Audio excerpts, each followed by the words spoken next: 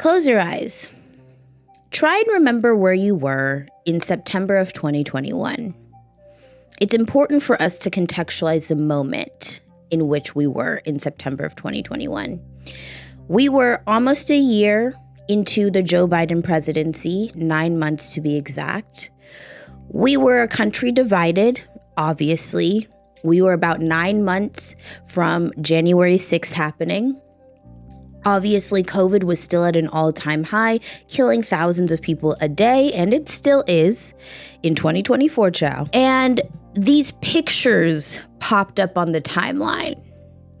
Now, let's go back a little bit, right, to when Joe Biden was campaigning against Trump. Let's rewind to that time, and let's rewind to him saying, "You're not black if you don't vote for me." Long way until November. We got more questions. You got more questions, but I tell you, if you have a problem figuring out whether you're for me or Trump, then you ain't black. Let's put a pin in that. So it's September 2021. It's still a chaotic time, but people are going on their screens, going on their socials, looking at what's going on in the world. And what do they see? They see some of the most anti-black, xenophobic, problematic images to come up on their screen. Now, the images that I'm talking about specifically are images of Haitian asylum seekers crossing the border in Del Rio, Texas. I don't know if you guys remember this. This is when the Border Patrol, they were on their horses. They were using their reins to whip these asylum seekers. The optics were crazy as hell, especially for a president who said you're not black if you don't vote for him. Okay? Now, video dropped, images dropped. Obviously, a lot of us saw it with our own two eyes. And for me personally, this was a moment where I was kind of like starting to really reflect on who I voted for to be president. Okay, this is one of a few early on moments in Joe Biden's presidency that had me questioning the validity of what he campaigned on and if he could make it possible. Now, these pictures of the Haitian migrants were jaw-droppingly racist and anti-black for many reasons. And Biden came out and condemned, in a speech, the Border Patrol agents. I believe that there was an investigation that was done in order to go out and see what policy these people were following and why things fell apart to be such a vicious, racially charged situation at the border. A few months go by. Some people start asking, what has this investigation yielded? What's going on with this investigation? We need to know the tea because this was crazy as hell, right? And Biden sent some poor schlump up to a podium and they were asked, so what's going on? The whipping, what happened? Can we get more information about the investigation? And this guy, out of the side of his neck, said there was no whipping. The investigation found that there was no whipping. Now, there's oftentimes in marginalized communities this concept of like, who polices the police, right? Who is the watchdog for the watchdogs, right? Who's actually looking out for us as an impartial party? And this was just more of the same rhetoric. Of course, you're not going to admit that there was a problematic, xenophobic, racist, anti-black display where Border Patrol agents were whipping Black Haitian migrants who were simply trying to seek asylum from a country that was devolving into chaos, right? At the hand of the Western world, right? So instead of coming clean, talking about what happened, they came to the podium and told you to refuse to believe what your eyes were seeing. That's when me, a Black woman in the United States, sat there and said, okay, this is going to be some bullshit. I want to start here because the way in which the world responded, the way in which the Biden administration responded to those images dropping is indicative of how everybody views Haiti, how we've been indoctrinated to view Haiti. When the truth of the current condition of Haiti really lies in the hands of the Western nations that continue to exploit it. The Haitian Revolution is something that we are consciously not taught about. We're taught about the American Revolution, we're taught about the French Revolution, we're taught about the Civil War. But when it comes to the importance of the Haitian Revolution to worldwide geopolitics, to the economy of slavery globally, to the shaping of the Western world, the fact that it is actively left out of our historical understanding of how we fit into the world is criminal. So if you're curious, let's talk about the Haitian Revolution, and let's talk about how the Western countries as we know them ruined Haiti. Let's talk about it. Whoa. Before we go any further, I need to interact with you a little bit, just like you should be interacting with this video. Yeah. Okay, like the video. It won't hurt you. It won't cost you anything. Subscribe to the channel. Yeah, interact with this. Comment your thoughts. We need the engagement to boost us in the algorithm. We're small but mighty, and I want to grow. That's number one. Number two, I just thought, since I don't have any sponsors yet, if you're a sponsor, reach out to me. But I thought I have ad space to fill with my own shit, so why not do it? So, this is what we're going to do. I'm going to advertise one of the most important cornerstones of the Madiswan channel that I've been working on while I've been away. Let's talk about it. That, my dears, is my Substack. So if you've never heard about Substack, come close. Let's talk about it a little bit. It is but another way for us to talk with each other more directly, create community, and for you to get to know me more as a person. My Substack is basically like an email list turned web page, turned blog, turned podcast. It's a bunch of different things, child. Now, my Substack is called The Swan Letter because I'm Madiswan and this is the Madiswan channel, and you guys are all my little swans. Yeah, the Swan Letter is going to be all things me, all things content, all things more deeply me. And I'm excited to explain a little bit about that to you in this ad space. I think we all need a break, get up and stretch, eat your snack. Let's talk about it. What you can expect from my Substack is weekly newsletters from me discussing some of my previous videos from a more retrospective lens, which is fun. You can expect a monthly blog post about my hyperfixations and the things I've been obsessed with. 2. 3, you might get a random video here or there if I want to comment on something or something in pop culture is happening. I'll do it on my Substack and post it up there. It's a way for you to interact with me directly and get to know who I am outside of the content that I produce, if that makes sense. Go to the description, down below. Click the link that says Substack here. Click it. Click that link and put your email in. Now, there are 2 ways you can subscribe to my Substack. There's a free version and there's a paid version. In the free version, you will be able to interact with the free blog posts and newsletters, okay? I might post a video here or there if I feel compelled to, but if not, it's okay.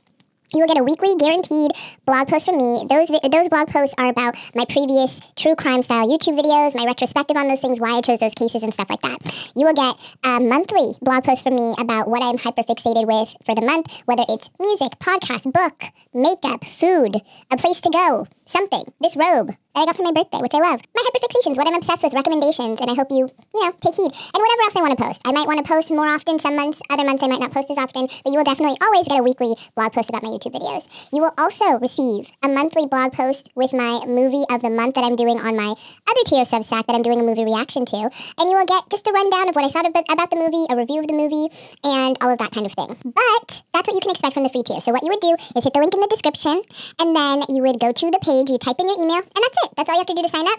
You will be abreast of everything new that's going on the channel, what's going on with me, pretty much. Now, for the paid tier, you're going to get a little bit more. Now, you'll get all of the things that I just mentioned, of course, all access to that. You will also get an additional monthly vlog from me where I show you just different clips of what I did that month, the things I did, the people I was with, the things I loved, the things I hated, just narration of my life for the year. You will get the additional bonus episode of the month, where I will be doing and uploading a movie reaction where I react to a slave movie, as you know by now. The topic of Bloodstained is slavery for season 1. So I will be doing and uploading monthly movie reactions where I watch a slave movie, tell you my thoughts about it, we watch it together, you can comment on that and interact with me there. You will also get a monthly blog post where I detail some YouTube tips if you're an aspiring YouTuber or content creator.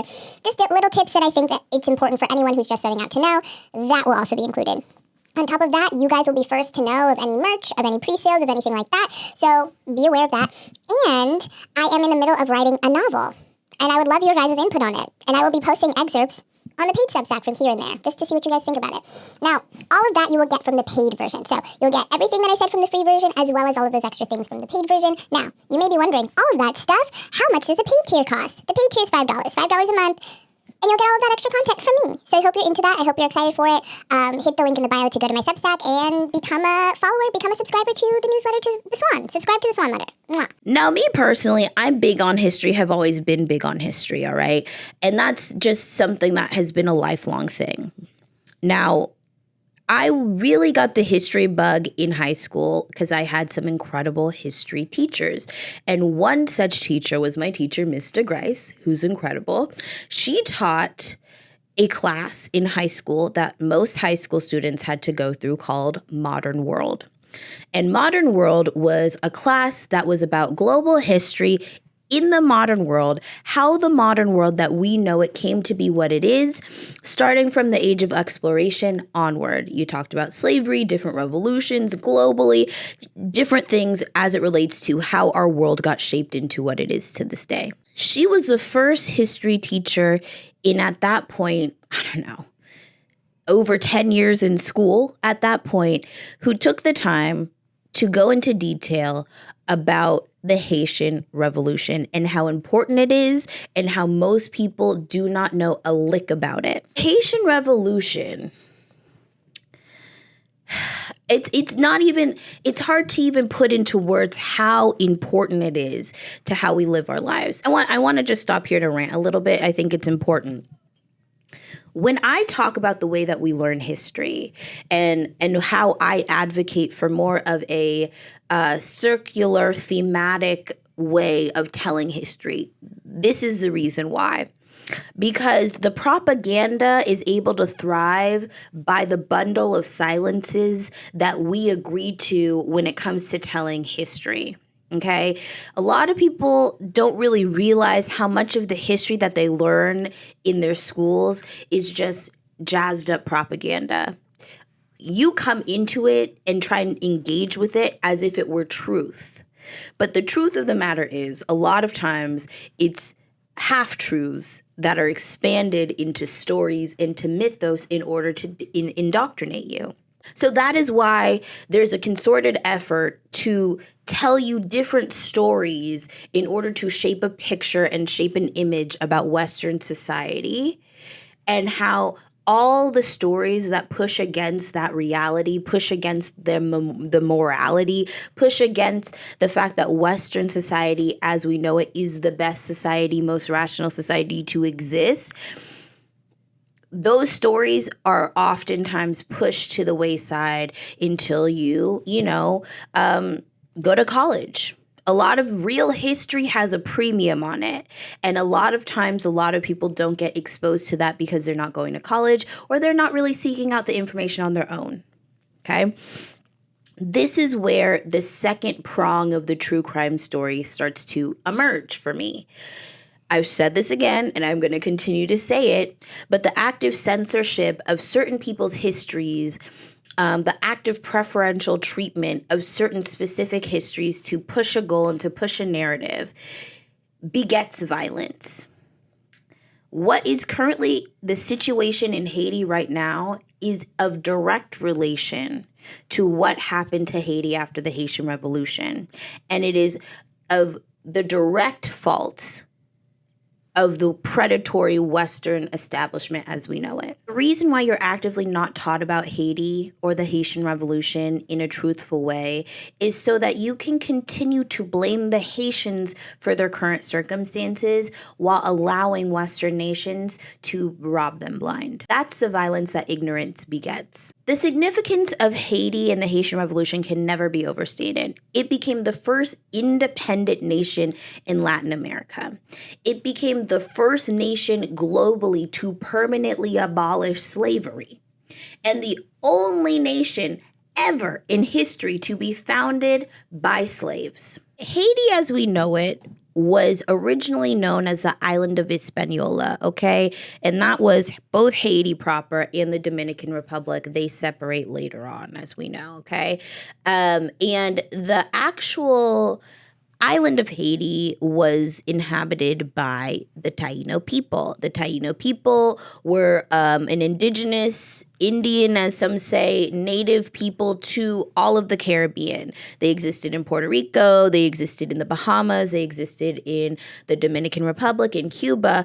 They were the indigenous people that were living off of the island for many, many years before the Europeans discovered it. Now, this was a society of very strong, very capable people who worked the land very well. They had a matriarchal society in a sense where your descendants and your inheritance was all determined from your matriarchal line, which is something that, is rare for Europeans to kind of understand. And they were a thriving, well-functioning, well-established society in all of the Caribbean. Some of the biggest settlements of the Taino people were on the island of Hispaniola, aka Haiti and the Dominican Republic, as well as Puerto Rico, and some of the smaller ones were in the Bahamas. But suffice it to say, the first people of these lands were indigenous people, the Taino people, who had a very strong spirit and have a very, very ingrained history to the land of Haiti. It's really also important to know that the word Haiti is actually based on the Taino people. Haiti was given its name by the original people who were on that island, and it's based off of the word Haiti, which meant mountainous land to describe the land of Hispaniola, the island of Hispaniola. So though the Taino people dealt with genocide, forced slavery, all of the things that most native indigenous people had to eventually face when they had to freaking hang out with or meet up with the Europeans, but their history, their culture continues to live on in a lot of ways in these Caribbean islands, which is really, really important to note. That being said, the Spanish came, aka Christopher Columbus, our favorite dude, and they, in 1493, they had control of the island of Hispaniola from 1493 into 1625. Obviously extremely brutal. Think about what happened in North America, very similar. Forced slavery, genocide, just killing a bunch of people off due to their dirty asses and their diseases. You know how they do. And just complete brutality to the people that existed and lived there for thousands of years. Then, of course, because of the rich soil, the island of Hispaniola being rich in natural resources, and of course, its strategic positioning, it became the apple of colonies for many European nations, and they were all vying for control of that region for a lot of years. Strategically, its position and its ability to put out money through the crops that it can produce, all of those things made the island of Hispaniola, the colony of Saint-Domingue, Haiti, a very, very profitable place, and a place that a lot of Europeans were looking at favorably to control. While the Spanish were in control of the island of Hispaniola in the 1490s, French pirates began establishing bases on the western side of the island. The official name was La Española, meaning the Spanish island. So there was a lot of pirates there. There was a lot of pirating activities on the general island of Hispaniola. The western part of Hispaniola was neglected by the Spanish authorities, and the French buccaneers began to settle on the island and take control and start to establish themselves. And this is where you kind of get this situation where there's a changing of hands, definitely a violent changing of hands, because who would want to give up a colony this lucrative between the French pirates who settled on the western area of the island of Hispaniola, as well as the Spanish who had originally colonized the area. So by 1625, the island of Hispaniola was actually now a colony, a very lucrative colony for the French called Saint-Domingue. The French take control of the colony and they start to establish their own hierarchy. Like I've talked about in a couple of my other videos, in my previous videos, there was a sentiment in ideology of the time called mercantilism. I keep not knowing how to pronounce it, but I'm just going to say mercantilism. I'll put a picture up. And it is a basis for a lot of colonial thinking when it comes to colonizing these smaller areas that have natural resources that can, provide the mother country with money, with things, with riches, basically using these satellite colonies to enrich the mother country based on what they can produce. So because Saint-Domingue was very rich in natural resources, you had gold, you had fertile land, you had all of these things, the culture of the colony became purely about what it could provide for the motherland. What have you done for me lately? It's giving that vibe. So the hierarchy socially that was established was all centered around the economy of said colony. You had the French landowners called the Grand Blancs. These are the people with the money who owned these massive plantations, who owned hundreds of slaves, who owned all the crops, who were obviously getting the most out of the system as a whole. They didn't have to pay for their labor, child, and they were able to make money hand over foot based off of the crops that they were able to get to the motherland and all of the things that within that, right? The Grand Blancs obviously exploited the island's natural resources, particularly specifically coffee, indigo, and sugarcane. Production were the main money makers for the Grand Blancs in the colony of Saint-Domingue. Of course, the prosperity relied on the free labor of the enslaved African population, who of course endured extremely brutal conditions to keep them at bay. Now, let's just kind of talk about this. The French were known globally for being some of the most brutal people when it came to breaking their slaves. They were known, like, people would threaten their slaves to be sent to the colony of Saint-Domingue because of the brutality of the French people in control of that island, okay? So it was well known, and it was used as a threat. They had all sorts of torture devices, all sorts of torture practices that were just particularly cruel. One of them was, I believe, they'd bury a slave in an anthill and put honey on their head and let the ants eat them alive. If you've ever heard of that, the French created it, yes. Just stuff like that, where a lot of people looking back kind of look at the French for being kind of like frou-frou, like, look at me in my beret, child. But you know what I mean? Like how the French is kind of looked at as being kind of soft. But in reality, they were some of the most brutal slave owners ever, to the point that it was just well known and used as a threat. So remember this, right? The Grand Blancs are the people benefiting the most from the system. The landowners, the plantation owners, yes. Then you had the Les Blancs. I don't have a French accent. And these are the just white colonists who came to work on the plantations as overseers, helpers for the Grand Blancs, people who kind of came onto the island who were not wealthy enough to own land, definitely weren't seeing the benefits of this slave system particularly, but they were there to find work and they were often from France itself. They came, they colonized the island in order to work in tandem with the slave-based economy on the island. So these were the overseers. Then you had the affranchis. Now the affranchis, or mulattoes, if you're black, you can say it, were a group of people. Now this is really interesting. We're a group of mixed people who were also land owning. Now, it is important to understand the demographics of Haiti at the time. And the proportionalities of these different groups played a part into why the Haitian Revolution was so successful.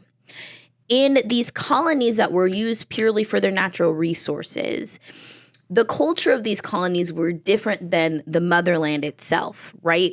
Of course, it was still racist. Of course, it was still fucked up. But different things were allowed to fly that weren't necessarily allowed to fly in the motherland in Europe proper. Part of one of those traditional things or aspects that were allowed to fly was this idea that the Grand Blancs could kind of take up a wife who was an African woman, an enslaved African woman, and kind of, wife her up, so to say, because it was not common for French or European women to also settle in this land. It wasn't common because the whole culture of this island was to enrich the motherland. A lot of these Grand Blancs would leave their families in France and then give them money in order for them to be able to live their aristocratic, noble lifestyles based off of blood money from the enslaved Africans on the island. But they weren't all settling as a family. This is incredibly important to understand. These people were not settling as a family. Maybe the plantation owner would go to France, once a year or whatever to see his family, but he had a whole nother life separate from his family and he would send the money over, right? So because of that, there was this culture of these Grand Blancs taking other wife figures, usually from their enslaved African population. And these women would be allowed to sleep in his bed, would be allowed to kind of live in his home, and they would oftentimes birth his children. There wasn't no birth control back in the day, Jow.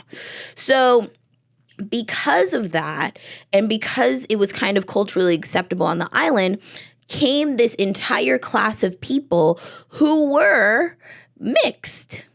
And not only were they mixed, but there was a place for them in society as mixed people. And that placement allowed them to have land and allowed a lot of them to have their own slaves. This is where we get into the complications of the biracials and the mixedness and the colorism. That's a conversation that we will definitely be getting into on another day, child. Don't even worry about it. That is coming down the pike. But you have to understand the cultural hierarchy here. We have the Grand Blancs, we have the Les Blancs, and the Affranchis, who were kind of similar in level. What the Les Blancs could not have in money and influence, they had in their skin color. You see what I mean? And for the Affranchis, what they had in money influence, they did not have in their skin color because they were mixed race. So this is kind of where a lot of the tension lies, because that was a group on top. You have the Grand Blancs, the Les Blancs, and the Affranchis, who are kind of vying for second place, depending. Then over 90% of the population on that island were enslaved Africans coming straight from the motherland, coming straight from the continent of Africa itself, okay? The demographics as a whole, when over 90% of the people on the island, you are outnumbered hundreds to one, are people that you're actively brutalizing and torturing, honey, the revolution was going to happen no matter what. But with those numbers, you'd think they'd think twice about how they treated these people. But at the end of the day, they didn't see them as people. We've talked about this a million times before. The way slavery was in the Caribbean and Central and South America was particularly brutal. And they also thought genuinely that the Africans were like the missing link between like monkeys and humans. They were like subhuman. So they really genuinely didn't think that they would ever revolt against this system that was created. And that was, of course, a fatal mistake. Ciao. So I just want you guys to understand the hierarchy, and I want you to get that the demographics of what was going on in Haiti at the time distinctly set it up for what would end up happening. So boom, it's 1789. The French Revolution is going strong, and the people of Haiti, particularly the people in those top three sections, the Grand Blancs, the Les Blancs, and the Affranchis, are kind of paying attention to what's going on in the motherland to see how things are going to kind of shake out. Right. And there was a document that came out called the Declarations of the Rights of Man and Citizen, which was a very iconic document that was the basis for the Constitution of New France after the Revolution and all of these things. Very, very important document talking about individuality and the right to sovereignty as a human being. And because that came out, right, the Affranchis on the island started to kind of be like, hey, are we considered French citizens? They started to ask some questions like, can we even vote? Like, what's tea? Because I am technically French and I am, related to someone pretty, high up there monetarily. My dad is, someone pretty damn wealthy. So am I allowed to participate in French politics even though I'm mixed race? So a lot of these existential questions started to come out as a result of the French Revolution, okay? And a lot of people don't put two and two together because they talk about these things as separate entities, the issue with linear history once again. But these things were happening at the same damn time. And you have to understand the effects of what was going on in mainland France and how that translated to its colonies. So the declarations of the rights of man and of citizen kind of drop. It shakes the table. And the affranchis are kind of like, yo, you know, what's good? Because we own land, we have slaves, we're giving money to the, like, are we citizens? What's chill? According to this, it seems like we would fit the bill. But of course, our race is a factor. Now, of course, obviously, there is beef. There is beef here long-standing beef between the Les Blancs and the affranchis, right? There is beef. They're vying for second place, and depending on when you're asking it, either one of them could be second place. And at this point, the pushing of the affranchis to kind of disrupt the status quo in terms of actually asking for what they deserve as human beings related to France and, you know, what is their citizenship exactly like, is starting to shake the room a little bit because you're black, kind of. You know, you're mixed race, but you're black. And you're not supposed to be asking these questions, child. And you definitely are not supposed to have the same rights that I am having. And on top of that, you own land and you own slaves. Oh, no, bitch. Oh, no, bitch. So things were getting tense. Obviously, in France, that guillotine was working overtime. We already know that. But they were getting intense in Haiti proper amongst the different classes. And, you know, we'll get more into how the enslaved Africans saw this as an opportunity. We'll get more into that, right? Here comes Vincent Ogé, okay? Vincent Ogé was an affranchis who led a very unsuccessful uprising for voting rights for the affranchis population, right?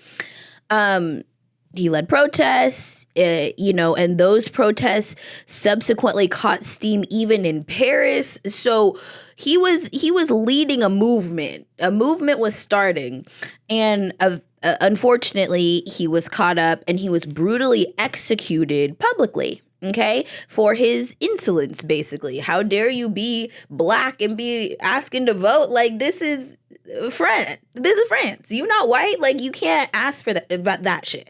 So even though his movement for voting rights, and mind you, this is important, voting rights for just his class of people, he wasn't thinking about the enslaved Africans and including them in that conversation because, you know, they were still lesser than on the island. We'll get more into that dynamic later.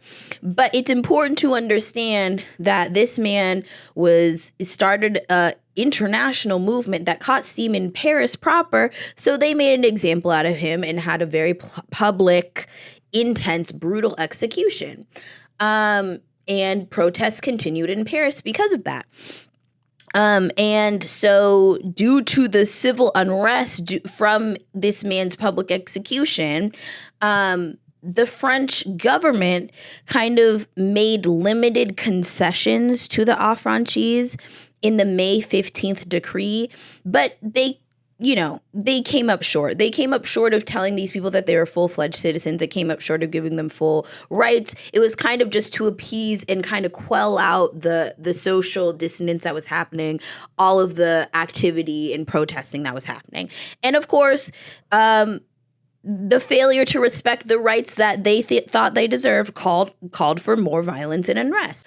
Before we get into my favorite part of this, let's just sit with what I just told you, right? Let's just sit with the vibe that I just told you and understand that historical moments do not happen in insular, individualized events. They don't happen in a vacuum.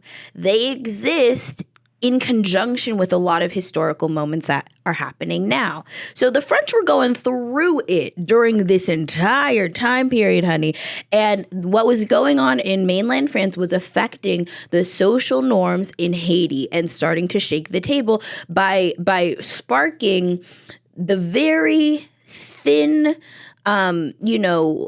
social norms between groups, thinly agreed upon treaties between groups that were starting to get broken and started, and the violence was beginning. So we have the public execution of Vincent to kind of point to as things starting to delve into a little bit of chaos on the island of Haiti, okay? Now, what we're going to go into next is very important revolutionary figures to the Haitian Revolution that I just want us to understand and I want us to know. Again, if you're watching the visual, there are pictures to go in tandem with this, but we're going to just talk about their lore really quickly and how they relate to Haitian folklore and their contributions, okay? Haitian Revolution was not just Toussaint, Dessalines, all the people that we know, Napoleon, Leclerc, all those people in the later half of the revolution. The revolution started in about in the late 1700s. Okay, and this is important for me to hammer home when it comes to resistance and resistance efforts and possibilities of revolution. A revolution doesn't just happen with one person leading one thing. It's a bunch of people chipping away and resisting in the ways that they can resist, right? Establishing a way in which for people to enter in the resistance where they feel comfortable or where they're the most useful. It's important to understand that because oftentimes the way we're taught about revolution, the way we're taught about social movements is this very simplified, this guy was good, this guy was bad, and they fought under this guy and this and that. When in reality, it's a lot messier, it's a lot more complicated. For example, I love to use this example. If you had told me what the civil rights movement was or asked me what the civil rights movement was before I took 2 African American history classes back to back in college, because I'm Black, I would have told you Rosa Parks, Martin Luther King, maybe a little Malcolm X kind of thing, Black Panther kind of thing, right? The basic stuff that you learn in, K through 12 education, right? The truth of the matter, though, Joe, there was so much more going on than we are told. We are told Martin Luther King, basically, Rosa Parks, Montgomery bus boycotts, the I Have a Dream speech. That's basically how we are taught about that social movement. The truth is there were different organizations attempting to push for resistance in the ways that they could. You had the Freedom Riders, who were a group of integrated white, Black young people who were going state to state, riding in a bus in an integrated way. Their buses caught on fire. They were attacked brutally. You had the lunch counter crowd. The people sitting at the lunch counters dealing with, having hot coffee and cigarettes poured on them. And that was their way of resistance. That was their way of protest. You had SNCC. You had SCLC. You had the NAACP. You had all sorts of different organizations that were working together in order to attack this idea of inequality based on race in the United States. So SNCC was mostly, college students. You had the people who were going door to door to try and get Black people registered to vote. You had people, you had different efforts. SCLC was a largely Christian organization that Martin Luther King was a part of. There was a bunch of different things happening at one time, and they were attacking the problem where they saw fit, right? You had the people on the front lines, you had the people doing legal stuff, the NAACP, you had, all these people were attacking the problem from different angles where they could most help the resistance. That is the same thing for the Haitian Revolution, and I have a theory. The reason why you're taught about things so simplistically, why in this way where you end up reifying and glorifying and symbolizing specific human beings for their contributions, is to prove or to try and tell you that that specific person was special and that's why it worked for them. But this is not for normal people. Do you see what I mean? Instead of telling it holistically and saying everyone resisted in their own way, whether it was boycotting, lunch counters, freedom rides, registering people to vote, just the protests in general, the nonviolent protests, the walking, the Montgomery boycotts, all of these things, right? We're taught that Martin Luther King did it. And he was incredible. And he was this amazing, brilliant man. The truth of the matter was, it was a combination of people doing what they could. They don't teach you that because they don't want you to reflect that and to actually organize on that basis. That's the same for the Haitian Revolution, even though they barely teach it, right? But that's basically the same thing for the Haitian Revolution. There were different people at different times that were passing the baton to other people to further the messaging, to further the point, right? It was an improvement on a design. So the first person that is a significant figure in the Haitian Revolution is Mackandal. So Mackandal was a real person. He was a real person. He was really enslaved. He was a slave in Haiti, but he has kind of turned into this Haitian folklore hero, and he is often depicted as a mosquito. Now, he was a Haitian Maroon leader. He's sometimes described as a Haitian voodoo priest, and he joined the Maroons to kill slave owners on the colony of Saint-Domingue. And the way that he would go about this was by using his skills of knowing the ecology of different plants in the area. And he would poison slave owners' families, anyone in powerful positions in general, as well as other slaves who sided with the slave owners, kill them through the different knowledge he had of the plants of the area, the ecology of the area, and then he would teach other slaves to do that work as well. Okay? This is important. Because you see, resisting where you know how to resist. He had an intimate knowledge about plants, the ecology of the region, and he used that in order to further the agenda of freedom for the people of Haiti, the actual enslaved people, right? So he created these poisons from the island herbs. He distributed these poisons to the slaves who were making the food, and they would poison their slave masters. He also became a very charismatic guerrilla leader who united the different bands of Maroons. We'll talk about the Maroons in the next episode, so get into that. And created a network of secret organizations that passed information in terms for the resistance of the enslaved people on the plantation. Mind you, he killed thousands. He killed a lot of people. He killed a lot of people through either teaching people, handing out his poisons. He killed a lot of people. And an important thing to know is it didn't matter if you were also a slave.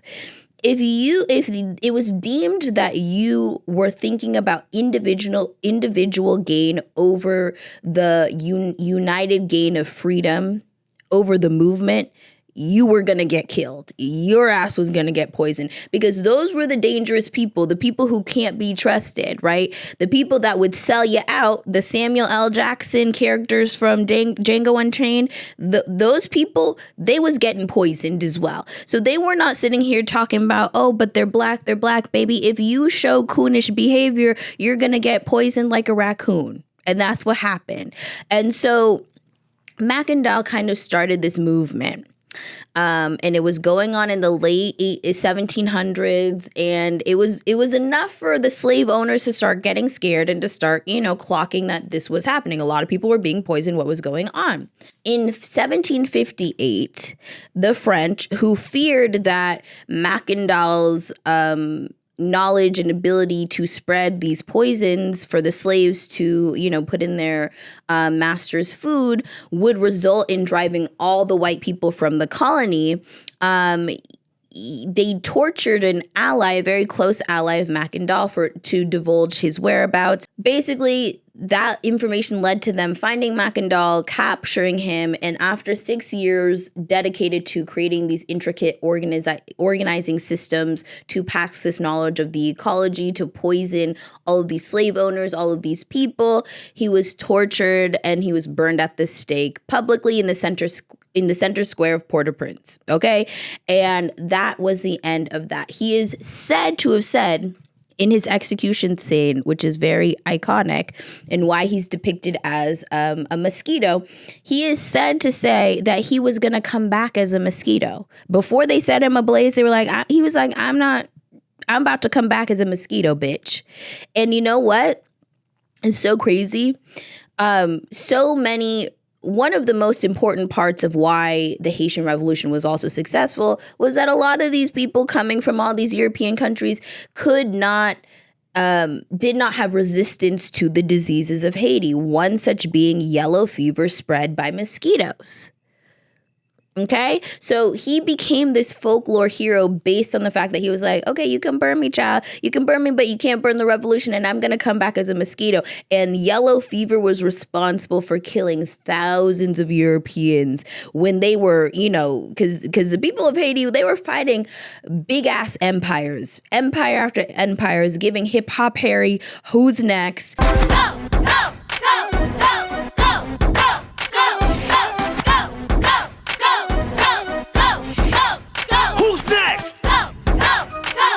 Let's get in the ring. And so the fact that he was like, I'm coming back as a mosquito, and all of these armies were decimated by yellow fever, truly iconic. Iconic shit. Okay, so the next very important person that I want to talk about is Dutty Boukman. Dutty Boukman was a slave that was brought from Africa proper, and he was known to be Muslim. And he would carry a Quran on his hip, and he knew how to read it. Now, this is another important point. If you are just entering on this episode, go back to episode 0 and get all the needed information to be here. Because when I say a slave from Africa was Muslim, you probably know, if you watch episode 0, that it probably had something to do with the Arabic slave trade. The Arab slave trade, the East African slave trade, was happening at the same, it was a slave trade that both predated and postdated the transatlantic slave trade. It started in the 7th century and went on into the 1950s, okay? And they were responsible for taking millions of African slaves through the east coast of Africa. And because of the Arabic slave trade, the religious patterns in Africa changed significantly, because in the Quran, it was said that you couldn't enslave other Muslim people. Did they always abide by that? Not always, but a lot of African nations adopted being Muslim and the Islamic faith in order to self-preserve their area. So the fact that he was Muslim points to the fact that, the Arabic slave trade was, not only alive and well, but the effects of it were alive and well, right? So Dutty Boukman got his name because one day, the French were taunting him because he had this book. They basically were saying, give us the book, you're not allowed to have it. He refused to give them the book. He was beaten. They took the book and they gave him the name Boukman. And that's what he was called. That's what he's known by. Now, Dutty Boukman and a woman named Celie were both working in tandem to basically collectivize the movement in the background. There is this rumored voodoo ceremony, Congress, some people say, that happened at the start of the real attacks of the Haitian Revolution. This rumored voodoo ceremony took both Dutty Boukman and Celie to combine their knowledge, combine their skills in order to promote. Celie went around the island talking to different enslaved people, telling them about this meeting that they were going to have in the alligator-infested swamps where they were going to talk about their freedom, right? She went around for 4 years in order to gather and, spread the word about this meeting happening, right? And so through both of their work, they're able to create a moment where there was a lot of people who came to this ceremony. Now, let the Christians tell you this, even the Black Christians, which is so unfortunate and coonish of them, they will say that the reason why Haiti's in the situation that it's in is because they sold their soul to the devil through that voodoo ceremony, and they are cursed because of it. Now, that's a lot of the rhetoric when it comes to westernized views of this situation right here. It was an incredible situation. It was a powerful situation. The fact that they were able to collectivize those people by foot, with dangerous, while they were it was crazy the fact that they were able to do this. But let a Christian tell you the reason why Haiti's in its situation is because of this voodoo ceremony and the devil is punishing them. I hate this take. And of course, we have an episode on Christianity and slavery, bitch. I hate this take specifically from Black people just because it removes all responsibility from the party that deserves it, that deserves to hold the L, which are the colonizers. Baby, they created this situation themselves. And it was with the power, the brilliance of the people on the ground who were able to organize and push these people out. But what happened to Haiti subsequently was not the devil cursing them because of voodoo. It was Western nations trying to teach them a lesson and take them down a peg. So by saying that, you remove the responsibility from who it needs to be placed at the foot of, and I just hate that take. So on August 21st, 1791, a secret voodoo ceremony marked the beginning of the Haitian Revolution, led by the voodoo high priest Dutty Boukman, as well as Seeley, who was also there and helped organize it and was a great big part of it, but obviously gets overshadowed because she was a woman. In this voodoo ceremony, they basically, pray to the gods, use nature, have a powwow moment, and kind of organize on what they're going to do and their strategy. And from that ceremony on August 21st, 1791, enslaved Africans armed with machetes rose up against their slave owners and swiftly gained control of the northern province of Saint-Domingue. So this was crazy. And this is what a lot of people mark as the start of the Haitian Revolution, right about here, with the machetes, with people getting brutalized in their beds. I mean, the machete is an iconic weapon because of this. And the setting fire to the plantations, that whole imagery is from this, directly related to this situation. Now, the revolt gained steam significantly because the very angry affranchise people, you know what I mean, who were, dealing with racism amongst, the whites in their social class, right? They joined forces with the enslaved Africans, leading to widespread rebellion across the colony. Okay. So their joining created this to be a colony-wide issue, not just a regional issue on the colony. So,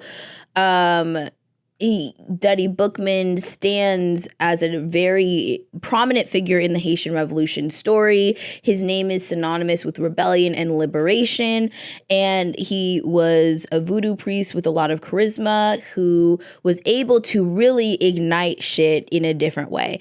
So we have Mackandal being unalived around 1758, but the undercurrent of revolution continued to remain.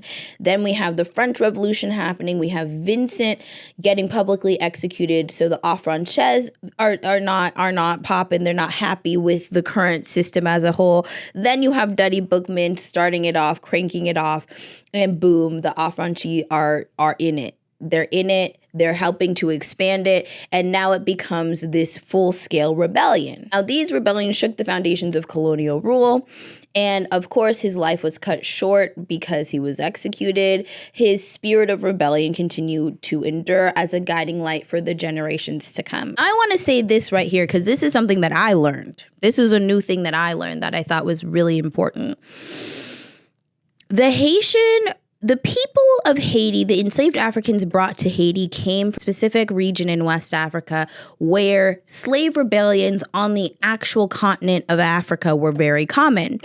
A lot of the people that were enslaved and taken to Haiti from that specific region in West Africa were people who had military experience, many years of military experience. So this was not no regular kind of group of people. These were a group of people who had military experience from the motherland and had a fight in them that they passed from generation to generation. So a lot of the slaves in Saint-Domingue proper were taught by other slaves around them different military techniques, different things, different ways of fighting. It was a rite of passage. So these weren't, necessarily civilians. They were passing down their knowledge that they learned from the motherland of resistance, of war, of militaristic tactics throughout their people, through their oral histories and all of that. So that's important because that also plays into a role. Not only were these people outnumbered, but they didn't even take into account that these enslaved Africans had militaristic experience. So when it came to guerrilla warfare, which they obviously used when it came to attacking the French and the colonies and all of that, the knowledge of the ecology, the knowledge of the terrain, all of these things played a part into it. But there was also a militaristic experience that often gets overshadowed and overlooked because they were obviously the revolution intensifies, right? And you have okay, let's go back. Dutty Boukman is executed. Obviously, he's killed in these uprisings that are going crazy at this point. France is trying to stop it. You have Spain and Britain trying to stop it. But really, they're sharks and they smell the blood in the water and they're circling because they want control of this very, very lucrative colony. And a lot of times when control is handed from one place to another, it's because of violence like this, situations like this, where they see an opportunity. Okay, they see an opportunity to wedge themselves in there and to be able to become the ruling class of this area. Socials, baby. Let's talk socials. Hi, my name is Madison, the creator behind the Madison channel. You are here. You are watching my video. Hi, bitch. Let's talk a little bit about my socials. Hit the link in the bio, okay? Hit that link tree. Look at all those links, okay? Now, I will give you 5 seconds to subscribe to the Swan on the following links, okay? Hit those links, subscribe to me, follow me on those platforms. I give you a little bit more of who I am, a little bit more of my personality, a little bit more of my day-to-day. I promise I will be posting more on Instagram. That is my goal for this year, so look out for that. But take your time. I'll count to 5. And just type in, just go into the description. I made it easy for you. Go to the link tree and click and follow the Swan on all those links. 5, 4, 3, 2, 2.5, 1. Okay, was it that so hard? But while you're at it, you might as well like, comment, and subscribe to the channel and hit that notification bell. Love you. This is where Toussaint, who we most notably know, who's most credited with being, the main leader of the French Revolution, not the French Revolution job, the main leader of the Haitian Revolution that most people clock and point to, right? We're going to talk about him next. So we have Dutty Boukman passing the torch to Toussaint at this point. A lot is happening. Now, Toussaint was an affranchi, and he also was part of the French military at a time. This will be important later. So he was not as connected to being an actual slave, but he was the perfect leader for the moment, if that makes sense. So just quick kind of situation that was going, right? The French were obviously trying to tamp down what was going on and reestablish the hierarchy and the social norms that they had previously. The British wanted to also come in and reestablish or establish a similar slave state to what the French wanted. The Spanish were, kind of talking to Toussaint, and they're like, yeah, we'll abolish slavery, dude. Like, you could work with us. So Toussaint negotiated a deal where now the people resisting on Saint-Domingue under his control, meaning the enslaved and the affranchis, who were united under this rule of liberation, were now working in tandem with the Spanish to try and push the French and the British out. There's a lot happening. So that goes on.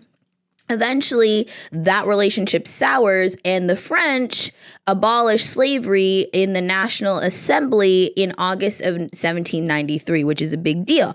Since the French abolished slavery and the relationship between the Spanish soured, Toussaint recommits himself to the French government, right? Because he's kind of like, okay, cool. That's all I wanted. We're abolishing slavery. We good. So through that, they're able to eventually push the British out, push the Spanish out, and abolish slavery, which basically, solidifies the fact that Haiti officially is a free kind of independent place, right? They're pushing out this social norm, and now the people of Haiti, the true people of Haiti, could kind of be citizens, right? Not right. This is what a lot of people say the first part of the revolution is. Obviously, as I've said, the first part starts with Mackendal, of course. You can't say that. You can't say the Haitian Revolution without mentioning him. But this is the first part where all of these big powers are getting spanked and getting pushed out. And then, of course, they get what they want with the abolishing of slavery, which does not last, of course. Now, this is important. Toussaint's Achilles' heel was his respectability politic and his belief that he deserved to be like a naturalized French citizen. He wanted nothing more to be accepted into French society as it stood, instead of standing outside of it basically, which is a problem. And because he wasn't a slave, and because he was an affranchi, this related to the politicking that came after the initial part of this revolution, where he was the leader of, and how he became an unpopular figure, and how he ultimately got himself fucked up and put in a French prison. Here's a rundown, okay? Basically, here's a rundown. Now, Toussaint, after they were able to push out these powers, abolish slavery with the French, they were making up, blah, blah, blah. What actually happened is Toussaint basically reestablished slavery. He forced all of these formerly enslaved Africans to be basically indentured servants through forced labor, and they would get a meager pay, so they weren't technically slaves, but they were still working the same plantations that they were working before. They were not getting enough money to live within. They did not have freedom of choice. They were basically by gunpoint forced to work the land regardless, which made Toussaint wildly unpopular by the people that helped him, win his status and push out all of these foreign powers, right? So he was unpopular, which is important. Unpopular by the people. Now, at the same time, his kind of right-hand man, Dessalines, who we will talk about later, who was actually enslaved at a point in his life, who did have, a militaristic strategic mind. We will see what happens with him, but it's important to understand that Toussaint, though he is credited for freeing Haiti, was not very, very popular because of what he instated afterwards, okay? Let's talk about Napoleon, shall we? Now, we all know, Joaquin Phoenix just played Napoleon, child. We all know that Napoleon is like Europe's biggest military leader. They love to talk about Napoleon and all the things that he did and blah, blah, blah. Napoleon got spanked by some enslaved Africans, child. So if he's the best militaristic mind of all time, then what does that make the people of Haiti? Exactly. Okay. So let's talk Napoleon. Napoleon comes into power. And he comes into power trying to reignite the greatness of the French, trying to expand its empire through colonies that were lost, trying to buy up more land in America proper, trying to, expand its reach in America and just in general, its colonies, right? But in order to do that and recapture some colonies that were lost, but in order to do that, they needed some money, right? And that money was what led them to look directly at Haiti like, bitch, you're about to be enslaved again, because we can't do this free shit. We can't do this paying you meager, even though you're getting a shilling for your work for a day. We can't do none of that. We need to, come back to what we know, which is you're enslaved, and that's just how it's going to roll.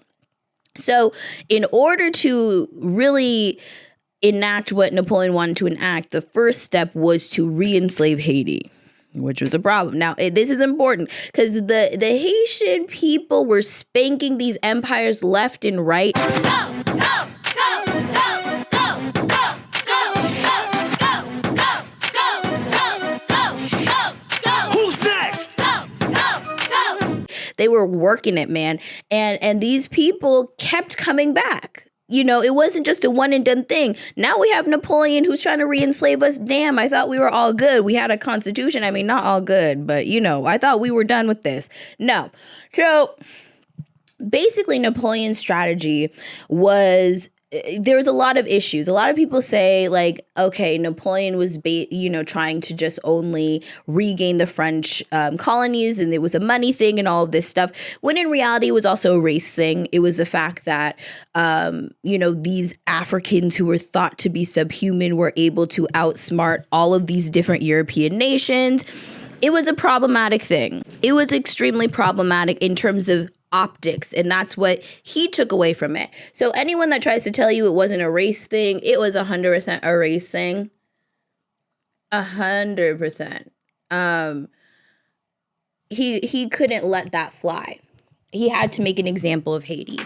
So because of that, the strategy was to put some of his most brutal militaristic minds to collect people, collect an army, to go back there and to basically do his bidding. His strategy was to get the higher ups, the generals like Toussaint, Dessalines, these people that were the militaristic strategic minds that were controlling of this movement, was to get them and to not enslave them or imprison them in mainland France, and then murder every other enslaved African, affranchi on the island, and then replace them. That was the whole strategy. Now, he had his brother-in-law, Charles Leclerc, and then he had General Rochambeau, who were particularly known for being extremely brutal. And they, from the top down, the point was, we're killing these people. We're taking their leaders. We're imprisoning them for life in France, probably to execute them.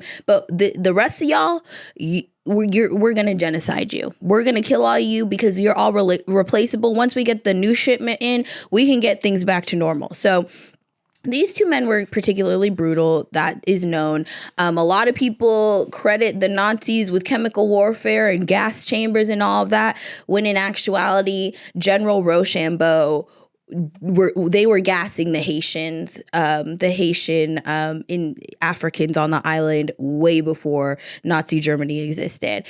Basically, there were sulfur deposits on the island, and they basically locked thousands of Haitian African people into the hull of boats, and they would light these sulfur things on fire, create sulfur dioxide, which is a poisonous gas, and just gas them in by the hundreds of thousands, and not the hundreds of thousands, but by the hundreds and thousands, and just completely decimated them. That was their strategy. It was giving very much Nazi. It was giving very much genocide. It was giving very much Israel. Okay, moving on. So basically, this is just important to understand. So that was the strategy. That was what they were doing. The gas chamber thing, that's a French thing. Unfortunately, the Napoleonic army overwhelmed the Haitian resistance at this point, right? This is important too, because Napoleon clocked Toussaint's issues, Toussaint's respectability politicking, and was like, okay, I'm gonna trick this fool. He basically brought Toussaint to interface with him directly to France to, try and hammer out some sort of treaty. And of course, to Toussaint, that was a huge deal, because it was like, oh my gosh, Napoleon wants to talk to me. Like, oh, I'm here. I made it. I'm being respected. Basically, he's trying to convince Toussaint to, get Dessalines captured by the French and all of this. Toussaint basically, this is a famous thing, but he's like, cut off my hands before I'm offering you my hands so you can cut them off before I would ever, betray him. Dessalines later betrays him. But anyway, that happens. This dude ends up being tricked and bamboozled and imprisoned in France, where he dies, even though and he realizes that even though he was interfacing with Napoleon, it was all a lie in order to trick him, in order to get him out of the way, in order to re-enslave the people of Haiti or whatever. So here we go. He's imprisoned. it looks like the resistance is suffering a great loss, but of course we have Dessalines. Now we have Mackendal to Duddy Bookman and Seeley. Then we have obviously Toussaint. Now we have Dessalines, who was Toussaint's right-hand man. Now Dessalines was a slave, so there was a level of understanding of interfacing with the majority of people and experience shared that Toussaint did not have. The ability to interface with the colonial powers, which was once thought to be a powerful tool in terms of how Toussaint was strategically able to use and the Spanish to oust these people and this in the first part of the revolution was no longer respected, because at the end of the day they did not respect the fact that they were kicked the fuck out. So we needed more drastic, less friendly, less diplomatic ways of doing that. And that's where Dessalines shines, right? He was a slave. He remembers what it's like. He was never finna talk. He was never finna interface. He was brutal in his regime. He had a very strong militaristic mind, and because the resistance was kind of falling apart, he took leadership, and he was able to not only reignite the resistance, but push these people out once and for all. He was very tit for tat in his militaristic strategy. He did not falter. If you're going to be this brutal, I'm going to be just as brutal. So again, we have the warring of these two ideologies, and I got one of my most viral TikToks to this day, or recent TikToks, was me checking this white guy who was talking about this time period and basically said, oh, the black people on the island of Haiti genocided all these white people. It's a triggering TikTok. I might insert it here. Gangs currently control Haiti. But another interesting fact about Haiti is that 200 years ago, they genocided every single white person. They went door to door and systematically killed every white woman, white child, and white man. They committed this genocide under the guise of freedom and independence, but ironically, 200 years later, they'll be asking nations like France and the USA for aid. It's a beautiful day in LA, and I'm about to drag this bitch. Just so you know what he was talking about. But basically, what he was talking about was a specific genocide that did happen to the white people on the island. But it's important to understand a couple historical things before then, okay? So Dessalines, he got his power, he got his resistance, the movement is up and running, obviously fighting against re-enslaving by Napoleon, so Napoleon can get his monies and buy up land and reinstate colonies, right? It's brutal. They're losing. Of course, yellow fever is running rampant. People are getting sick. It's a fucking issue. And basically, they call for reinforcements. The French call for reinforcements. So they get reinforcements from the Polish. The Polish were sent in to help, interface with the French army to help bolster their numbers and carry out their bidding. But when they got there, the French were treating the Polish as if they were second-class citizens. So what did the Polish do? They defected to help the Haitians. Yeah.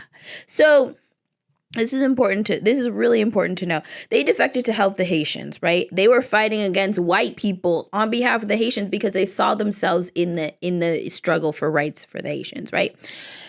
When Leclerc, mind you, this is Napoleon's brother-in-law, he was told of the news of the defecting from the Polish people, from the French to help the Haitians. He was on his deathbed, and he basically said this decree, like, kill all the Africans on the island, kill them all. So of course, brutal violence happens. A lot of Africans are slaughtered because of this decree. So what does Dessalines do? Oh, kill all the white people. But not all the white people, not the Polish people. We killing all the French people on the island. And that's exactly what he did.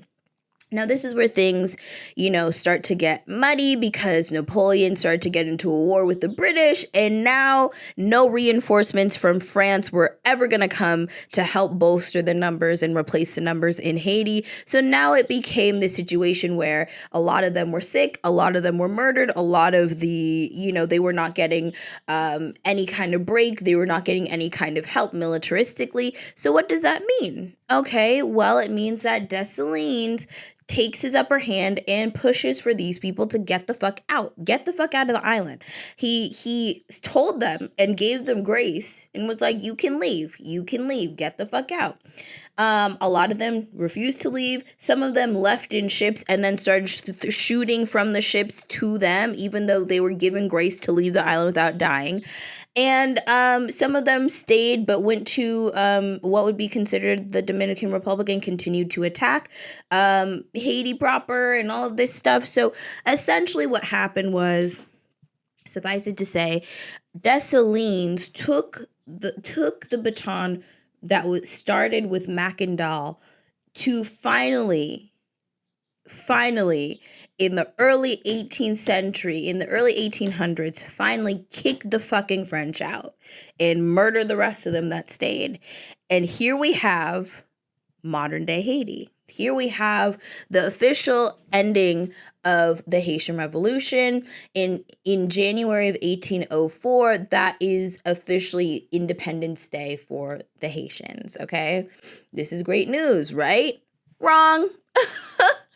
Wrong. Despite having freedom, this is groundbreaking. This has never happened before. And I want you to get this. This shook the Western world, the Western establishment so hard because it was not just the French, the British, the Spanish, and, whatever the Americans wanted to contribute to, that movement on the Western side. They all got spanked. They all got pushed out. And this is a perfect example of, you can't kill an ideology, right? You just can't. You can't kill an ideology by bombing people, by murdering people, by brutalizing people. The ideology will remain and it will only become more and more true and steadfast. So over the course of that entire time, Mackendal was burned at the stake and promised to come back as a mosquito in 1758, okay? We are now in 1804, baby. So this is years, decades of resistance work that was happening behind the scenes slowly, until they were able to push these fucking people out. The problem was, if they legitimize Haiti, they were going to have a world of hurt when it came to their gravy, their bread and butter, their manion.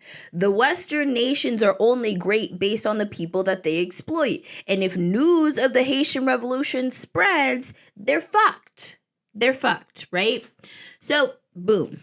They had to make an example out of Haiti, okay? So what ends up happening is eventually the French come back with ships, with guns, and they basically go like, yo, you actually owe us like $20 million because of all the plantation supplies, all the enslaved Africans. We calculated it, bitch, and you owe us about $20 million that you have to pay us in francs, which is the French currency. Francs? I don't know. So they were basically holding these people at gunpoint. Now, you might say, okay, well, bring it on. They fought them once, they can fight them again. The issue was the Western world was supporting the French in this endeavor, and basically they had all agreed that they would not recognize Haiti as a nation state, meaning no trade, no help, no anything, no globalized relationships that could help continue to bring Haiti money that is important for survival. They would refuse to recognize Haiti if they did not agree to pay this. So now we're done with the brutalization physically. Now it's the economic domination that continues this making an example of the Haitian people, right? So they're free, but they're not really free. They're being extorted. Now, this remittance payment is called a double debt because what they knew would happen, because Haiti wasn't established yet, is that they could not afford to pay the $20 million. I think from what I read, the GDP of Haiti at the time was $6 million. Okay, so $6 million, they had to borrow the remaining money from French banks, which meant that the people who owned the French banks were gonna get more money in the interest that these people had to pay back on the loans that they had to take out in order to pay the French. So again, a double debt intentionally putting these people in a perpetual state of catching up. They didn't even get to really establish any kind of relationships before the French came and extorted them and put them in a financial position that they would never get out of. Okay, it's just so important that you understand that. So we start already in a deficit. And things go down from here. So the payment was 150 francs, and it was separated into different chunks that Haiti would have to pay, but they couldn't even pay the first chunk. You get what I'm saying? So again, this debt continued and made them beholden to foreign powers to come in and do their shit because they were in extreme debt. So this starts the exploitation, the economic exploitation of the region as a whole because they were beholden to this huge debt. So France received its last indemnity payment in 1888. The government of the United States funded the acquisition of Haiti's treasury in 1911, okay, in order to receive interest payments related to the indemnity debt and the loans that they had to take from the indemnity debt in order to pay it.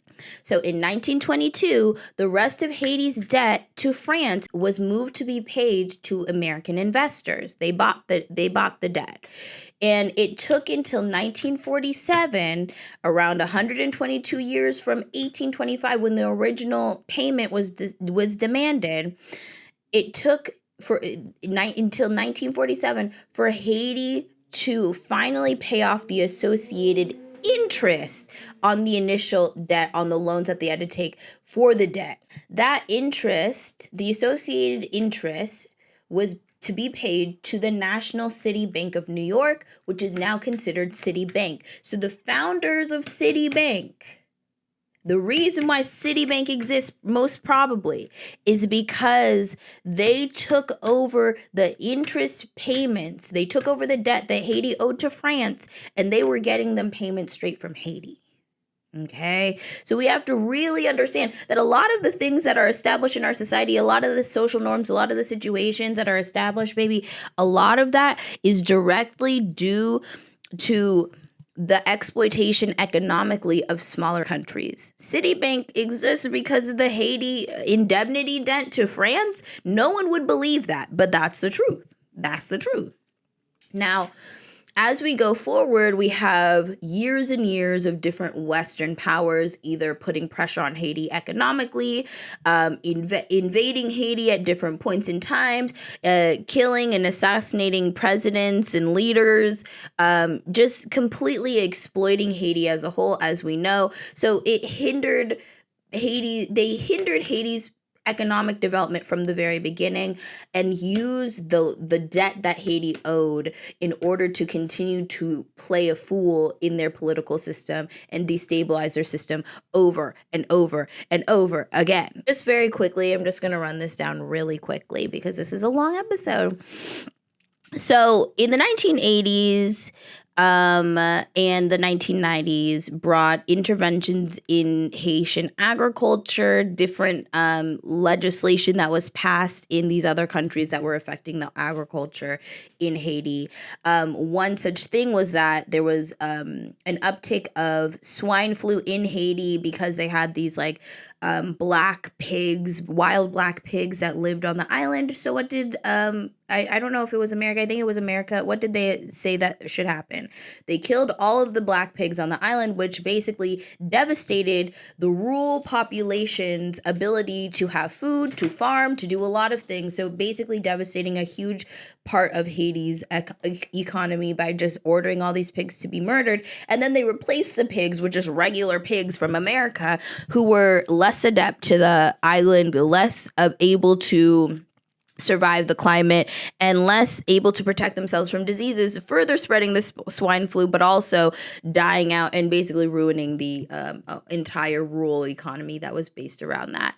On top of that, I've talked about this in a TikTok, but there's legislation by Bill Clinton while he was president where he basically had subsidies to rice production in the United States, led to a surplus of rice being produced in the United States. He basically dropped that surplus of rice in Haiti, had tariffs removed for the importation of foreign rice in Haiti, created these rules so that now the cheap ass, nasty ass, sugary ass American rice was plopped there, and it was now cheaper than the Haitian rice, which was a huge factor in the Haitian economy, a massive factor in the Haitian economy. So it's just important to understand that Clinton, different presidents, different legislation into our modern day continued like hitting Haiti with body blows to their economy, to the people's safety, to their ability to build a self-sustaining society. Because the truth is, the way these countries are the way they are is not because they want to be this way. It is because in order to be able to suck them dry like the parasite the Western nations are, they have to keep it in a state of constant chaos, in a state of constant suffering in order to actually extract what they want to extract from it. And that's how it goes in modern day. On top of that, you have the Clintons' general obsession with Haiti in general. It's a part of their political careers and their legislation for years and years to come. And, they have this relationship with Haiti that it can be traced for all of their political careers. Of course, there's the 2010 earthquake, which was a massive, massive climate situation. And, of course, the Clinton Foundation raised over $80 million if you include the Clinton and Bush foundations that raised money for rebuilding Haiti.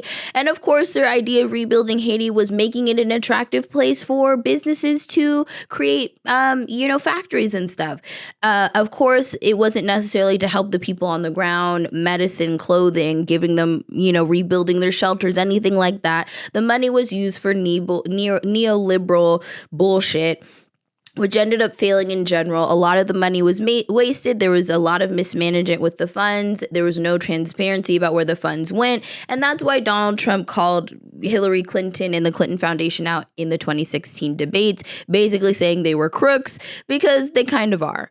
On top of that, just a little known fact, because of this rebuilding, the Clintons were kind of in control of leaning on the Haitian government to give certain people who were their friends and their relatives very lucrative contracts in the guise of rebuilding Haiti. One of the people who was able to come out with a exclusive contract, exclusive mining rights to a very gold-rich mine in a very specific protected region in Haiti, where people were not really given the permission to mine. This company was able to get permission to mine, and the person who owns that company is Hillary Clinton's brother. Yeah, so again, all of these are just examples to show that the attack, the body blows against Haiti as a country continued. A lot of people think Haiti's small. We don't care about Haiti. No, we need Haiti. We need Haiti. We need all of these smaller countries that we continue to destabilize and fuck up, or else we will not be able to live the way that we do in the United States. We are built on stilts. This is a house of cards. So the reason why Haiti has been getting this repeated treatment is because its existence directly confronts the lies and the hypocrisies of Western society as we know it. So we have this history and this legacy of Western involvement, Western destabilization, economic withholdings, and all of these manipulations that continue to leave Haiti in this crippled position over and over again, unable to really catch its breath, which causes the political and social stage that we are seeing in the past few months, where, there's reports of gangs leading, Haiti, and there was the coup a couple years ago, which has now been discussed to be American-led or American-connected. There's all this shit going on in Haiti right now, but it's really just the collection of frustrations that have been happening to Haiti from the beginning, from its inception, from Western nations. And for Western nations to look at Haiti and say, why can't you guys get it together, is just so disingenuous when you really dig into the truth and dig into the history of Haiti as a whole. I know this episode was particularly long, but it's a really important episode to me because it's not spoken about enough. The Haitian Revolution is the story that fills in a lot of the missing pieces for a lot of people about our global geopolitics, our globalization, our imperialism, our international policy, all of that. It fills in a lot of the cracks. It fills in a lot of the reasons why things are the way that they are. And it's just very, very important to understand that. What else? The fact that you are barred really from learning about this in a K through 12 education is purposeful. It's so that they can continue to destabilize and fuck up Haiti and then sell you propaganda that they're doing it to themselves. Don't believe the hype. So all I will say is Black Lives Matter, free Palestine till it's backwards. Come again. Next month, we're talking about slave rebellions. I hope you're excited. Again, link in the bio for all my socials. Mwah. I love you. Mwah.